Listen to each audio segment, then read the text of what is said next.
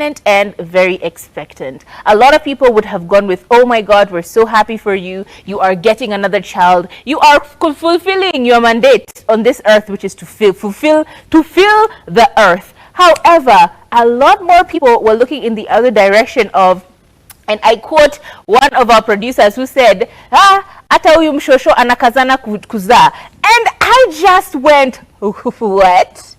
Mshosho, she is only 42 years old. However, these are the sentiments that have been echoed across the nation by a lot of people, saying that she's way too old to be giving birth, saying things like, why are you competing with younger women? You should relax and raise your grandchildren. People can be very, very mean and menacing. So she took to social media, of course, to respond, and she said she is only 42 years old. She is a baby. She is a baby, and y'all need to leave her alone. And if you have something to say it with your chest when she is giving birth, because you are young. Come and push for her. You have the energy. Wewe una nguvu, ndio umsaidie kupush. And it was very, very much of an amazing clapback, in my opinion, anyway, because I think I don't know, there's something about women and the organs that they have below their stomach that bothers people so much. If you have too much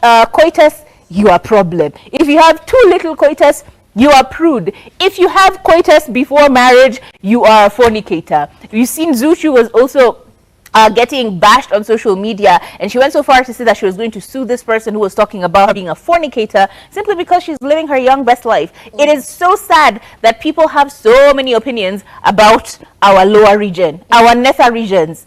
What is the matter, people? Can you people explain to us why are you so bothered?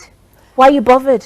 There was a time when the human race's life expectancy was all of 60 years old. As in, ukifikisha 55, you have lived so long. People used to die at all of the age of 35, 30, and they would have lived a full life. Why? Because they were getting married at 16, having children then, and I feel like we're still stuck in that mindset.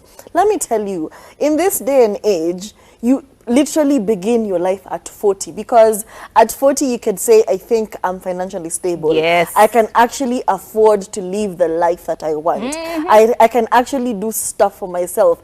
At 40 is where your life truly begins. Before that, you're just on the struggle bus. You're trying to figure out what you're doing with your life, what you're doing with your school, how you're going to find a partner, what gender works for you. As in, these are formative years, 0 to 37, 38, 40. Formative years. And then at 40, you become an adult. So I don't understand the pressure we put on people, more so women, to just reproduce and then wait to die. And it feels like that's the same sentence, We even have, is it Spain or some country in Europe, where if you get to the age of 25 while single, you go to the town square and they pour cinnamon on you.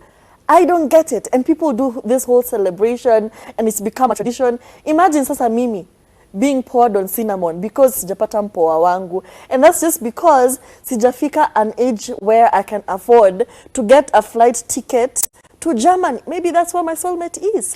I have not traveled.